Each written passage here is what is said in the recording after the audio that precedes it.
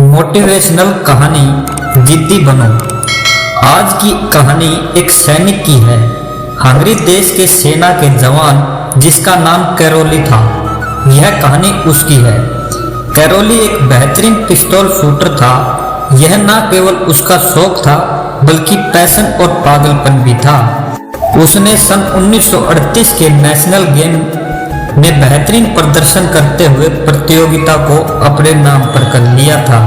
उसके अद्भुत प्रदर्शन को देखकर पूरे देश के लोगों को उससे ये आशा भी बंध गई थी कि वह 1940 में होने वाले ओलंपिक में देश के लिए गोल्ड मेडल भी जीतेगा।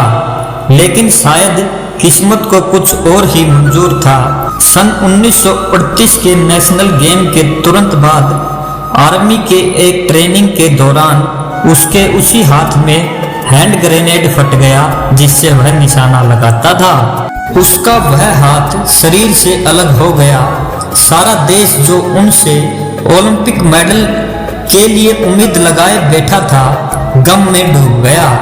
उनका सपना खत्म होने के कगार पर आ गया। लेकिन जो अपने सपनों को सच्चे दिल से पूरा करना चाहते हैं और उसके लिए ईमानदारी से मेहनत करते हैं, वे लोग इतनी आसानी से हार नहीं मानते। कैरोली भी उन्हीं लोगों में से था। कैरोली को अपने सपने के आगे कुछ भी नहीं दिखाई देता, अपनी अपंगता भी नहीं। कैरोली ने बिना किसी को बताए अपने बचे एकमात्र हाथ से पिस्टल शूटिंग की प्रैक्टिस शुरू कर दी। पूरा एक साल बीत गया। 1939 में सब लोग दंग रह गए जब कैरोली हंगरी में होने वाले नेशनल कंपटीशन में जा पहुंचा। कैरोली को वहां पर देखकर सभी लोग और खिलाड़ी दंग थे। सब सोच रहे थे कि शायद वह खिलाड़ियों का हौसला बढ़ाने के लिए आया होगा। लेकिन सभी का आश्चर्य कोई ठिकाने नहीं रहा जब कैरोली ने कहा, मुझे धन्यवाद देने की कोई जरूरत नहीं है, क्योंकि मैं किसी का मनोबल बढ़ाने नहीं आया हूँ। मैं यहाँ आया हूँ तुम सब से मुकाबला करने। एक प्रतिद्वंदी को धन्यवाद नहीं दिया जाता, उससे मुकाबला किया जाता। कैरोली का हौसला देखकर उससे प्रतियोगिता में भाग लेने की अनुमति दे दी गई। उसने चमत्कारिक रूप से न केवल प्रतियोगिता में हिस्सा लिया बल्कि इतना अच्छा प्रदर्शन किया कि उस प्रतियोगिता का विजेता रहा और गोल्ड मेडल भी मिला। देश के लोगों में फिर से नई उम्मीद जगी और उन्हें लगा कि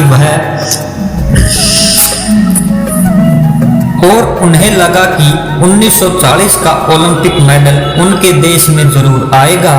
कैरोली ने भी जोरों शोरों से ओलंपिक के लिए तैयारी कर शुरू कर दी।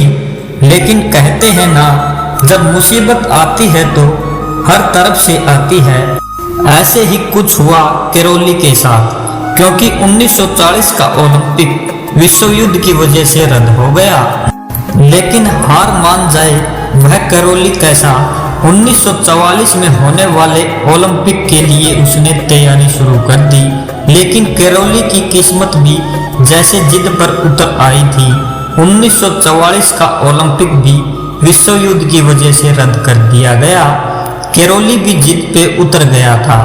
उसने 1948 के ओलंपिक के लिए तैयारी शुरू कर दी। आखिरकार 1948 के ओलंपिक में उसने हिस्सा लिया। इस ओलंपिक तक पहुंचते पहुंचते कैरोली की उम्र काफी ज्यादा हो चुकी थी। वह 38 वर्ष का था और उसके प्रतिद्वंदी बहुत जवान। सभी प्रतिद्वंदी अपने अपने बेस्ट हाथ से पिस्तौल शूटिंग कर रहे थे और कैरोली अपने एकमात्र बचे हुए हाथ से। कैरोली की तपस्या रंग लाई।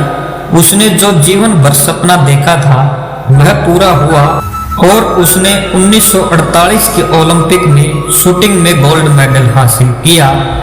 दोस्तों, आपने जीवन में जो भी सपना देखा है, जो भी लक्ष्य अपने लिए तय किया है, उसके पीछे पड़े रहो। चाहे जो कुछ हो जाए उसका पीछा मत छोड़ो। एक दिन आपकी मेहनत रंग लाएगी और आप भी अपने लक्ष्य को हासिल करोगे। ऐसे ही अन्य वीडियो देखने के लिए आप अपने YouTube चैनल को सब्सक्राइब करें। धन्यवाद।